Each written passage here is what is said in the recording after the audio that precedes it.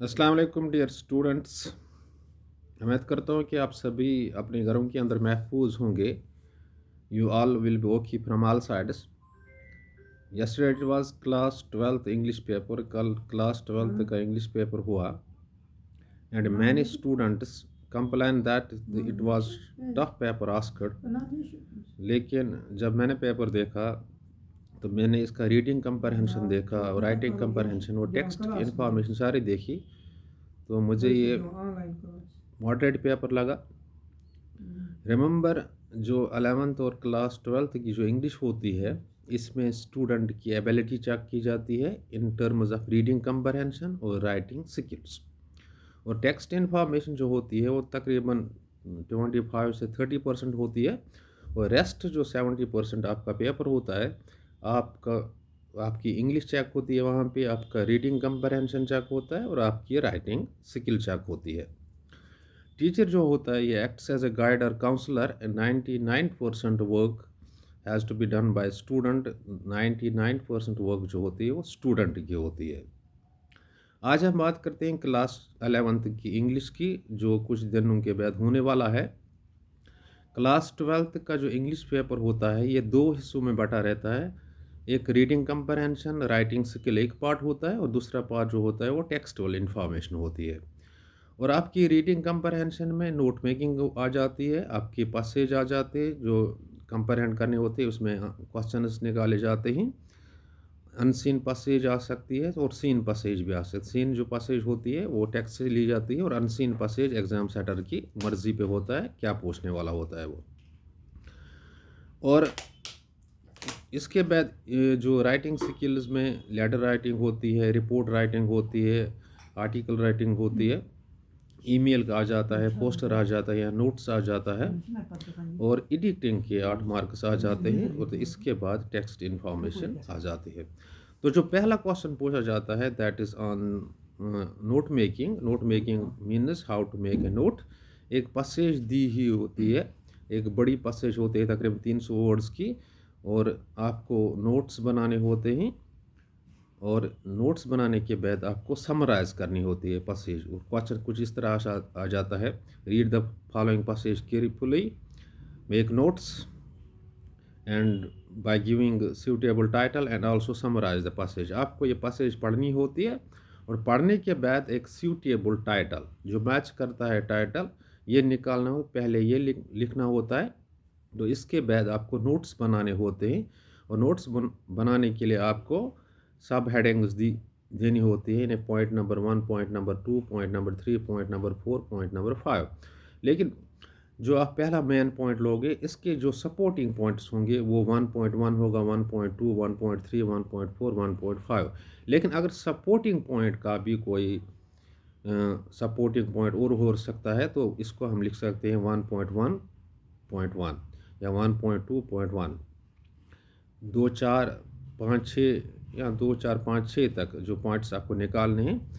लेकिन ये जो आप पॉइंट्स निकालोगे इनमें एब्रिवेशंस का इस्तेमाल करोगे, और इसके बाद नीचे की बनाओगे एब्रिवेशंस के लिए, दैट्स कॉल्ड की टू एब्रिवेशंस और की वर्ड्स। एक साइड में आप लिखोगे एब्रिवेशंस यूज इट, और दूसरे साइड में आप लिखोगे फुल वर्ड, और इसके बाद फिर टाइटल लिखोगे।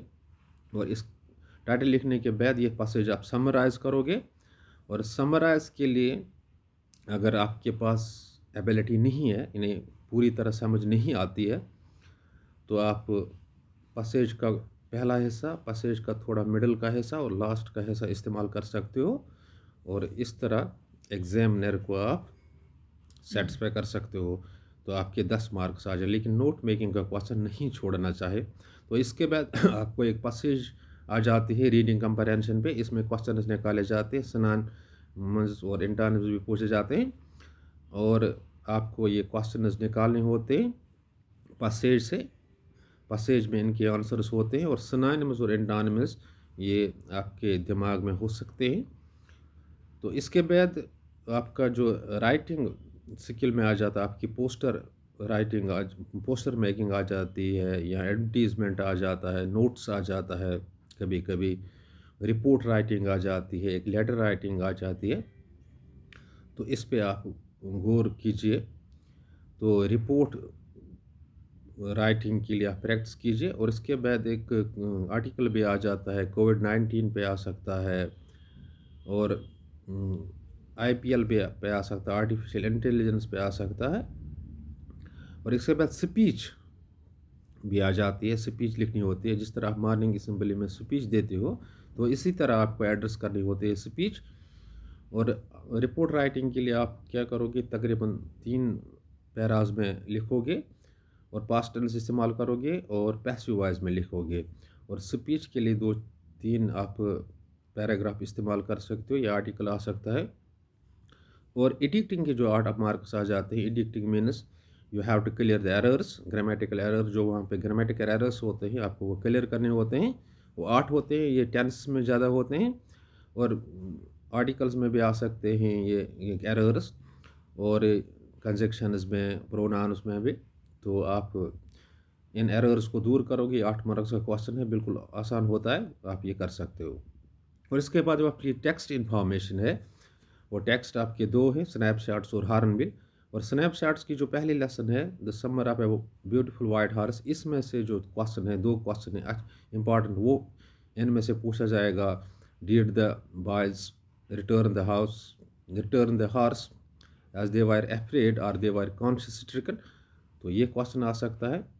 और एड्रेस लेसन्स में भी आ सकता है question, the address is story of human predicament, comment on that, और the story is divided into pre war और पोस्ट वार, इस तरह क्वेश्चन है वहाँ पे, ये आ सकता है। और मदर्स डे पे भी आ सकते हैं, और गॉड ऑफ ओनली वर्ल्ड इसमें आ सकता है।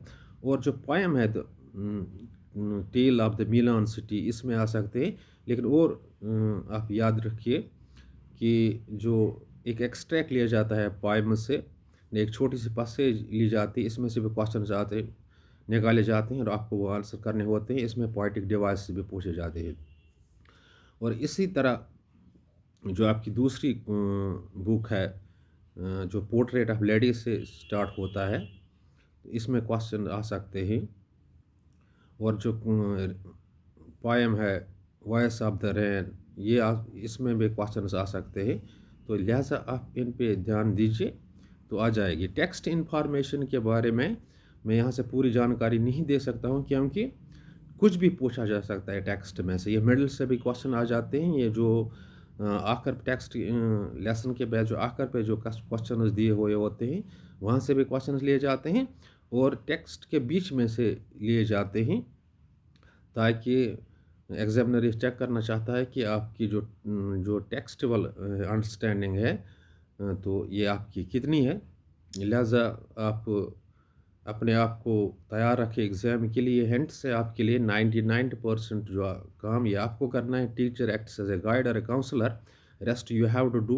पहला नोट मेकिंग का क्वेश्चन ये नहीं छोड़ना चाहिए, ईमेल का क्वेश्चन नहीं चाहिए, ईमेल आ जाता है, ये भी नहीं छोड़ना चाहिए। ईमेल आसान होता है, या पोस्टर मेकिंग आसान होता है, या लेटर राइटिंग आसान होती है, रिपोर्ट भी आसान होता है।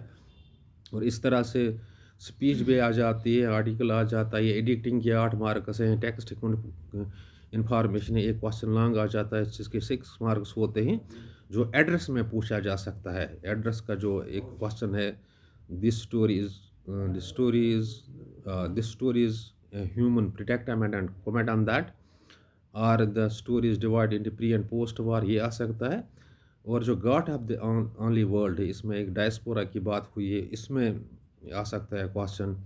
और इस तरह पोर्ट्रेट ऑफ लेडी जो है, इसमें जो आथर का जो ग्रैंड मदर है, इसके जो there is a 3 phases of interaction और love between author and his grandmother, इसमें से क्वेश्चन आ सकते हैं। लिहाजा इन चीज़ों पे आप अमल कीजिए। रिमेंबर, ये आपका चेक होता है, आपकी अंडरस्टैंडिंग, इंग्लिश की अंडरस्टैंडिंग चेक होती है, और आपके जो राइटिंग स्किल्स ये चेक होते हैं। आप कर सकते हो। 80 मार्क्स के मैक्सिमम होते हैं, 26 लेने होते हैं, लेकिन आपका स्कोर हाई हो सकता है अगर ये चीज़ें प्रैक्टिस करोगे।